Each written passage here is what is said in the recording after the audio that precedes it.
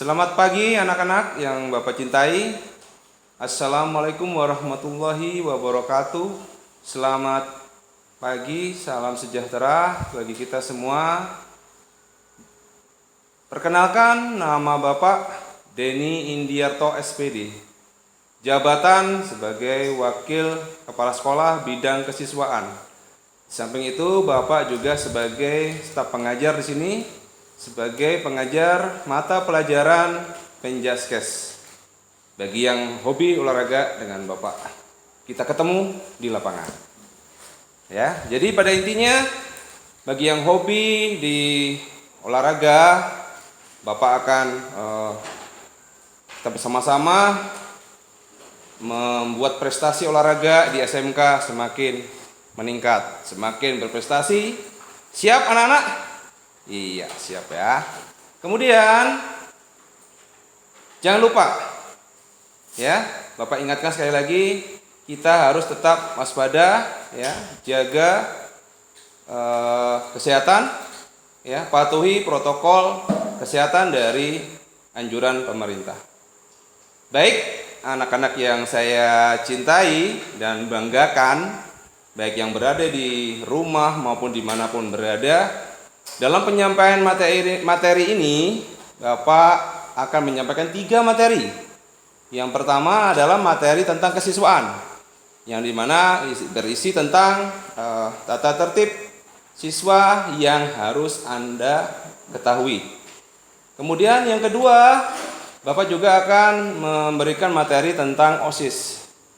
Yang ketiga, yang terakhir adalah materi tentang ekstrakurikuler. Apa saja di dalam 3 materi Bapak yang akan Bapak sampaikan? Baiklah, Bapak akan mencoba memberikan satu demi satu materi. Semoga menjadi manfaat untuk kita semua. Untuk materi yang pertama, yaitu materi tentang tata tertib. Yang di sini berisi untuk kelakuan yang pertama, yang kedua kerajinan, dan 3 kerapian. Untuk yang pertama, ya, untuk materi kelakuan, di sini baku dari kalian masih TK, SD, SMP, baik itu SMK, mungkin ada sedikit tambahan yang mungkin tidak berada di lingkungan sekolah Anda yang terlebih dahulu atau pada saat Anda SMP.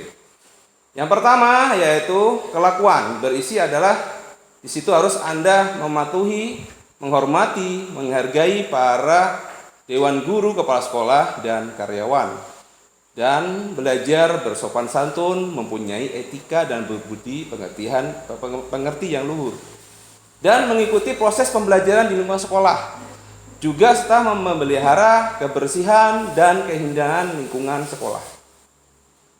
Dan jangan lupa juga menjaga nama baik sekolah, karena sekolah akan berkembang jika kalian bisa bekerjasama dengan baik. Dan menjaga kerukunan dan hubungan baik dengan guru, kepala sekolah, karyawan, dan sesama teman-teman Anda. Serta menjaga ketenangan dan ketitipan selama proses pembelajaran. Yang kedua, untuk kerajinan. Apa sih kerajinan itu? Ya, yang pasti kerajinan itu ada pada diri Anda sendiri. Yang pertama, hadir tepat waktu. Ya, paling tidak 15 menit sebelum bel tanda masuk dibunyikan.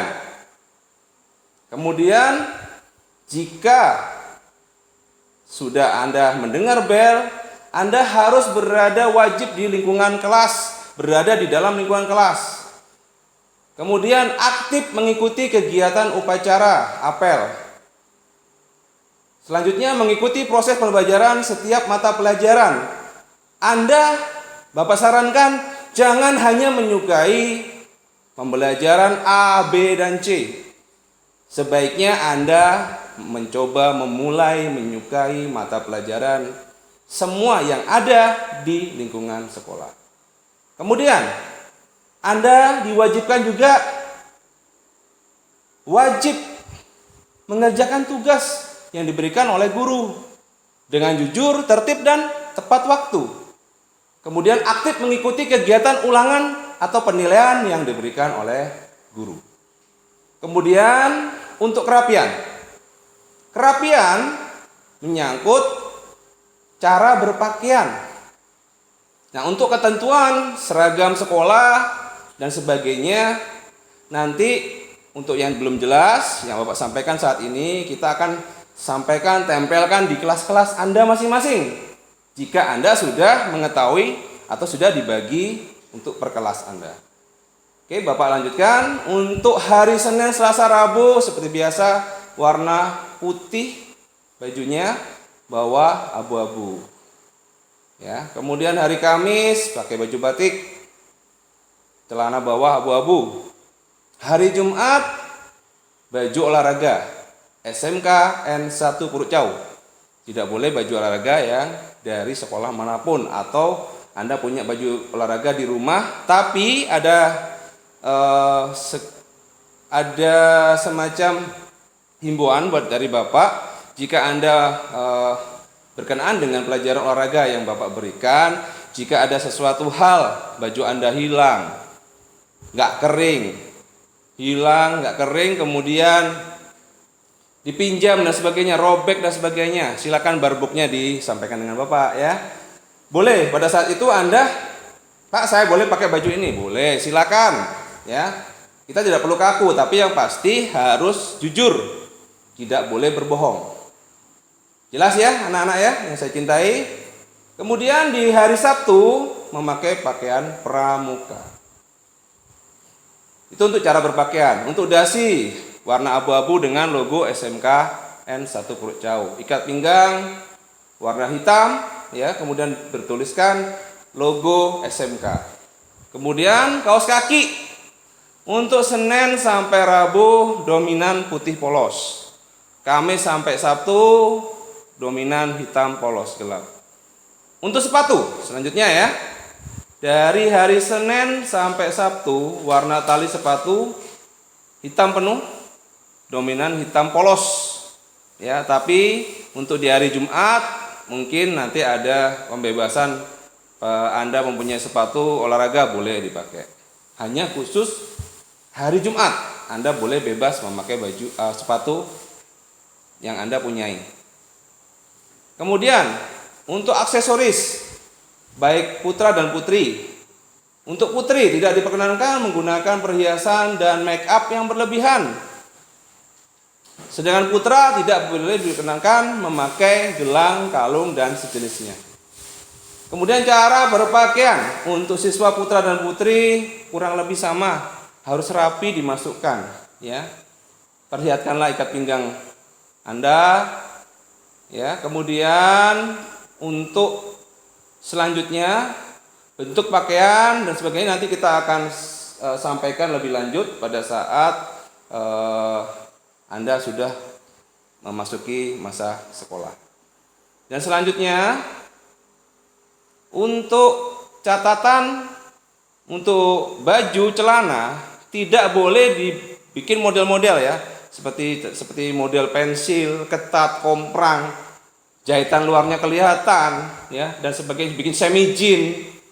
Takutnya nanti ada jin yang ikut kalian nanti ya. Nah, kemudian untuk pramuka, model atas lengan panjang berjilbab, ada kancing pada tangan ya. Dan seperti apa yang Bapak sudah jelaskan pada saat di grup ya, di WA grup. Nah, Bapak sampaikan juga dengan kalian, usahakan kalian harus mengikuti perkembangan atau informasi yang berada di grup. Jika Anda belum masuk di grup, segera Anda daftarkan Anda ke admin grup kita sekolah. Kemudian untuk rambut ya.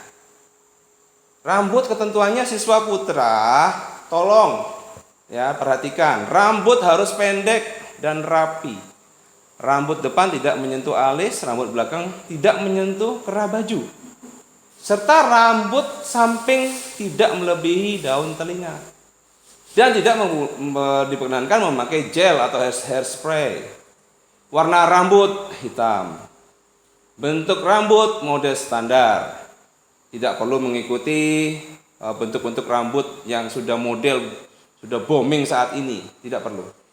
Dan untuk siswa putri, rambut paling tidak diikat ya. bagi yang tidak menggunakan jilbab. Ya. Nanti kalau pakai jilbab tetap diikat ya Pak jilbabnya, nggak perlu, ya, tidak perlu. Kemudian warna rambut sama Putri ya, harus hitam. Bagi yang tidak berjilbab, bentuk rambut harus standar. Sama, tidak perlu mengikuti model-model rambut yang sedang tren saat ini. Ya. Atas biru, tengah coklat, bawah pink, nggak perlu ya. Kemudian untuk yang memakai jilbab, memakai jilbab ya, bagi yang muslim. Untuk Senin sampai Rabu silakan Anda memakai jilbab putih. Untuk Kamis silakan memakai hitam ya, karena di situ kita memakai baju batik. Jumat menyesuaikan baju olahraga. Sabtu wajib coklat. Selanjutnya Bapak ingatkan sekali lagi, untuk jam pembelajaran kita mulai masuk dari pukul 7, pulang sekolah pukul setengah 2 atau jam 13.30. Siswa diperbolehkan berada di rumah sekolah maksimal sampai pukul 2 ya, atau pukul 14.00.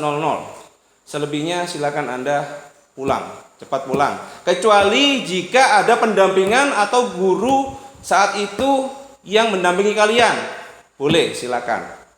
Nah, untuk khusus hari Senin dan Jumat masuk sekolah agak lebih pagi, sekitar jam 6.30 atau sebelumnya, karena di situ hari Senin kita mengadakan upacara bendera. Kemudian untuk hari Jumat ada senam pagi dan kebersihan. Bagi siswa yang terlambat, ya sesuai dengan prosedur penanganan siswa terlambat, yaitu yang pertama, siswa menyerahkan surat izin orang tua terlambat untuk masuk dalam area sekolah.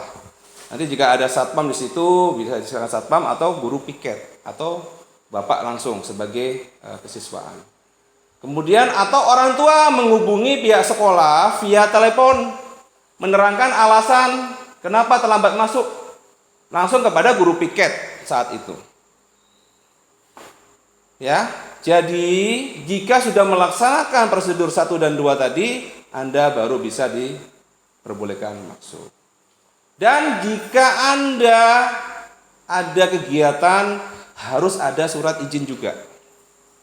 Ya, kemudian jika Anda sakit juga, kalau lebih dari 3 hari harus menyampaikan surat keterangan dari dokter pada saat itu yang merawat Anda.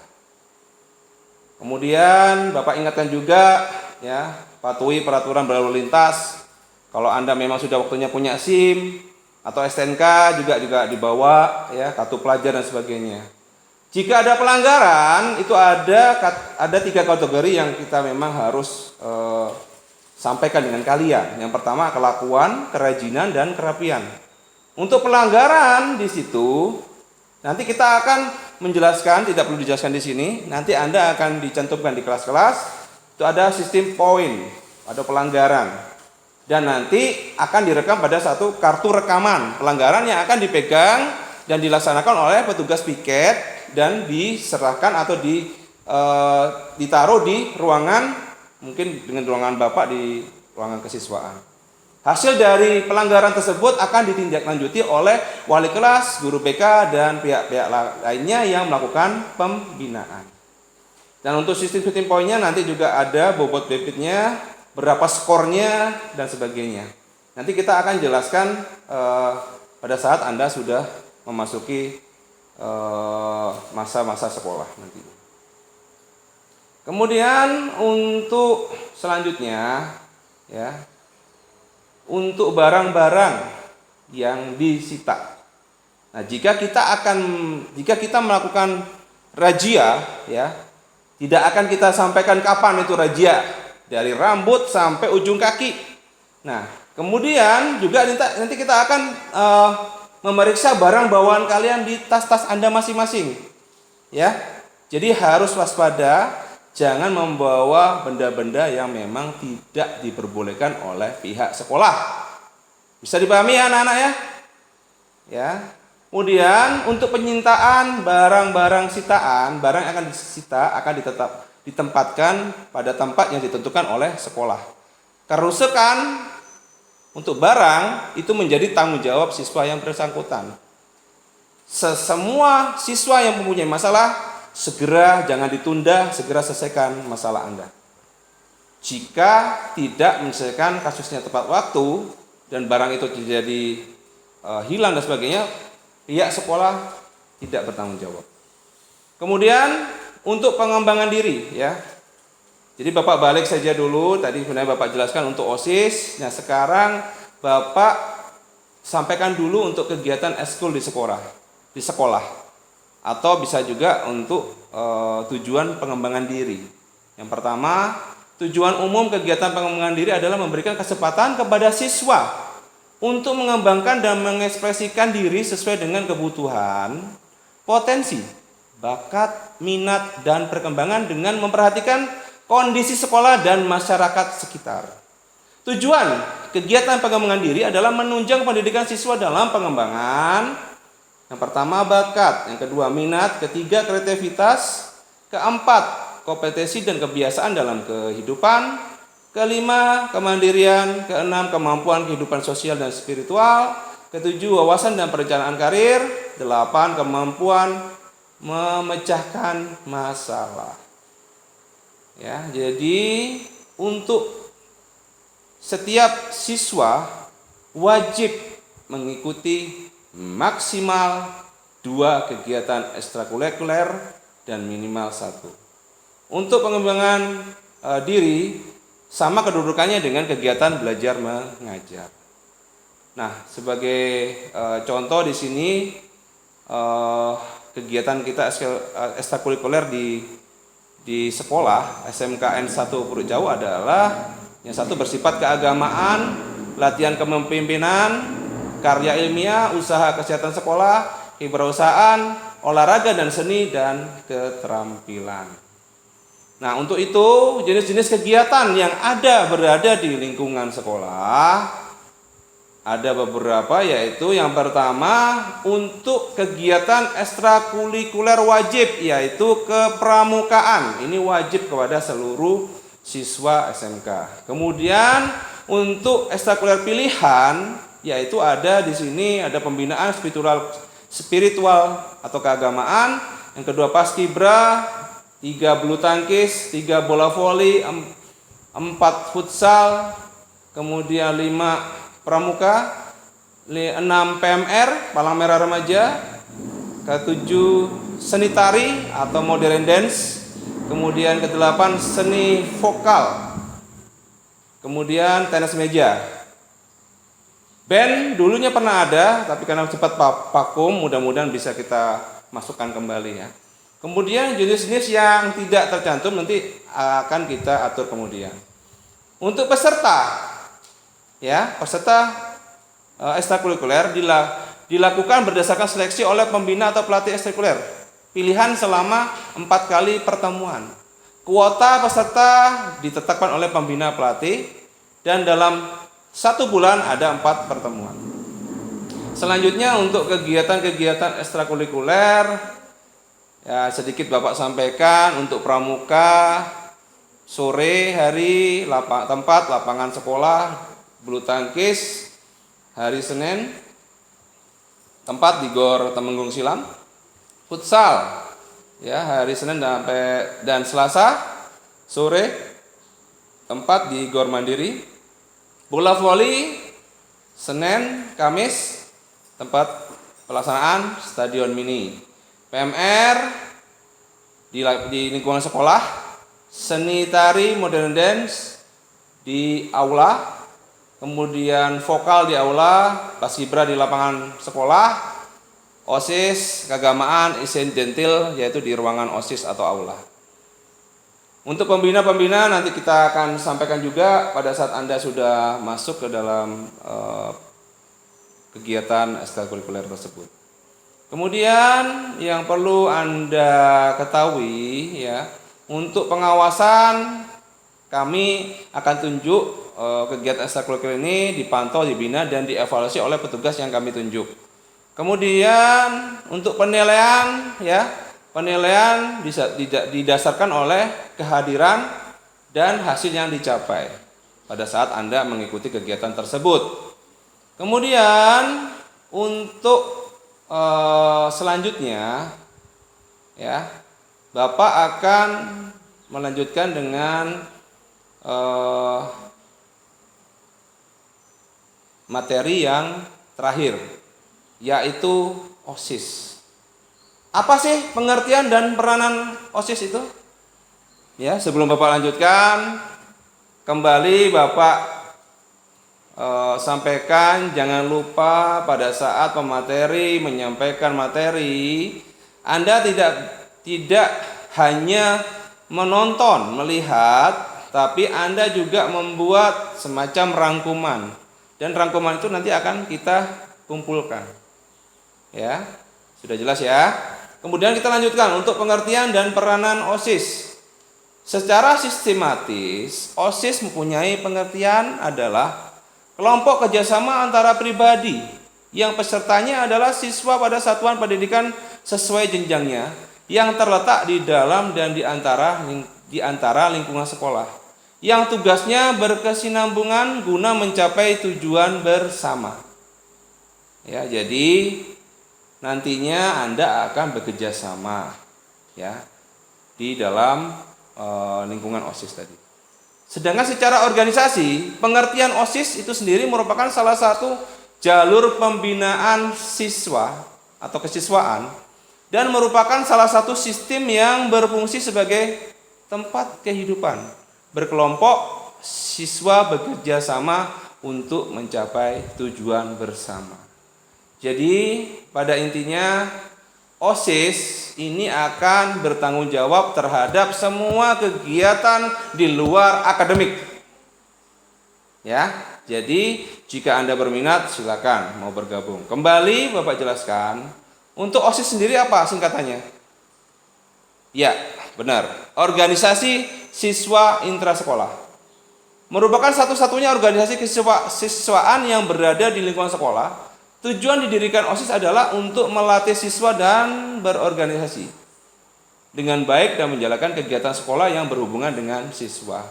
Salah satunya wadah pengembangan untuk mencapai tujuan pembinaan dan pengembangan kesiswaan. Baik itu di dalam lingkup sekolah dan di luar sekolah. Ya. Jadi untuk supaya kalian tetap eksis, faktor-faktor yang menjadi dasar untuk ya mengevaluasi dan sebagainya. Yang pertama adalah sumber daya, yang kedua efisiensi, yang ketiga koordinasi kegiatan dengan lingkungan luar, dan yang terakhir terpenuhnya fungsi dan peranan OSIS. Dan untuk itu ya, susunan pengurus OSIS setidaknya terdiri dari pengurus inti dan seksi-seksi. Nah, nantinya ya dalam pengambilan atau pemilihan anggota OSIS, kita akan diberikan semacam pemilu ya, pemilihan umum. Di sini kita bebas aktif dan diberikan kesempatan kepada seluruh peserta ya, boleh mengadakan kampanye dan sebagainya sebelum melakukan pemilihan ya. Dan disampaikan di situ pemaparan visi dan misi program kerja. Sampai di situ nantinya kita akan memberikan kesempatan kepada kalian sebagai kandidat-kandidat yang akan terpilih menjadi pengurus OSIS, baik itu ketua, wakil, anggota dan sebagainya. Ini akan diberi kesempatan berorasi. Kemudian para siswa yang di kelas disuruh menulis di secari kertas dan memasukkan ke kotak yang sudah disiapkan oleh panitia. Siapa saja yang boleh menjadi pengurus OSIS? Ya, semua boleh. Ya, tapi satu hal yang perlu diingat, karena menjadi pengurus OSIS itu tidak mudah. Karena apa? Harus mengangkat citra baik sebuah sekolah. Ya, harus merancang kegiatan-kegiatan. Dan itu akan menyita waktu kalian di luar kegiatan akademik. Kemudian Fungsi OSIS sebagai jalur dari pembinaan kesiswaan, fungsi OSIS adalah sebagai wadah. Jadi ada kegiatan yang positif di situ untuk pembinaan karakter siswa. Sebagai motivator, mendukung dan mendorong lahirnya keinginan semangat untuk siswa melakukan kegiatan bersama dalam mencapai tujuan bersama. Jadi OSIS itu berperan menggali minat dan bakat siswa melalui kegiatan-kegiatan yang sudah dirancang oleh OSIS dan ekstrakurikuler tadi. Ya. Tujuan. Setiap organisasi ini memiliki tujuan yang pastinya. Begitu juga dengan OSIS. Yang pertama ya sebagai memahami, menghargai lingkungan sekolah, lingkungan hidup dan nilai-nilai dan mengambil keputusan yang tepat. Yang kedua, membangun landasan kepribadian yang kuat dan menghargai HAM dan kemajuan budaya bangsa. Selanjutnya, membangun dan mengembangkan wawasan kebangsaan, cinta tanah air dan bangsa, memperdalam sikap sportif, jujur, disiplin, bertanggung jawab dan kerjasama secara mandiri, berpikir logis dan demokratis. Selanjutnya, meningkatkan pengetahuan dan keterampilan serta menghargai hasil artistik, budaya dan intelektual. Yang terakhir, meningkatkan kesehatan jasmani dan rohani, memantapkan kehidupan bermasyarakat, berbangsa dan bernegara. Jadi sekian pengertian fungsi tujuan dari organisasi siswa intra sekolah, kemudian pengertian dari atau tadi yang sudah Bapak sebutkan untuk sebagai Bapak sebagai kesiswaan sudah memberikan tata tertib yang memang harus Anda patuhi. Kemudian di situ juga Bapak juga jelaskan beberapa ekstrakurikuler dan perlu Anda ketahui bahwa ekstrakurikuler kita alhamdulillah ada beberapa prestasi yang sudah pernah kita raih. Ya. Yang pertama untuk tingkat nasional ya. Untuk tingkat nasional kita sudah pernah mengirim di situ ada bola voli ya bertanding di Jakarta walaupun ya kita kalah tapi kita sudah mewakili Kalimantan Tengah. Kemudian juga untuk vokal solo ya atas nama Septia. Sekarang siswa yang bersangkutan akan naik di kelas 12 ya. Dengan di situ ada pembinanya bernama Ibu Suta Priani. Ya, nah silakan kalau Anda mau bergabung ya. Kemudian di situ juga ada istilahnya kegiatan-kegiatan yang lainnya. Nah untuk itu apa yang Bapak sampaikan hari ini kita cukupkan. Semoga apa yang Bapak sampaikan bisa bermanfaat. Kembali Bapak ingatkan, buat catatan. Jangan hanya Anda melihat, menonton dan sebagainya. Ya, jadi silakan Anda catat, beli resume, membuat rangkuman sedikit walaupun sedikit ya. Anda harus ada bukti karena itu akan dikumpul nantinya pada saat berakhirnya MPLS. Untuk itu terima kasih untuk berbagai pihak yang terkait yang sudah bekerja sama membuat materi ini. Saya kembali ucapkan terima kasih dan sekian. Wassalamualaikum warahmatullahi wabarakatuh. SMK bisa, SMK hebat, bermutu dan berkarakter kuat, berdaya saing dalam bekerja, tampil mandiri penuh cita. Jadilah kita generasi bangsa, potensi yang unggul merata, berwawasan tinggi, berbudi mulia, giat belajar selalu berusaha. SMK bisa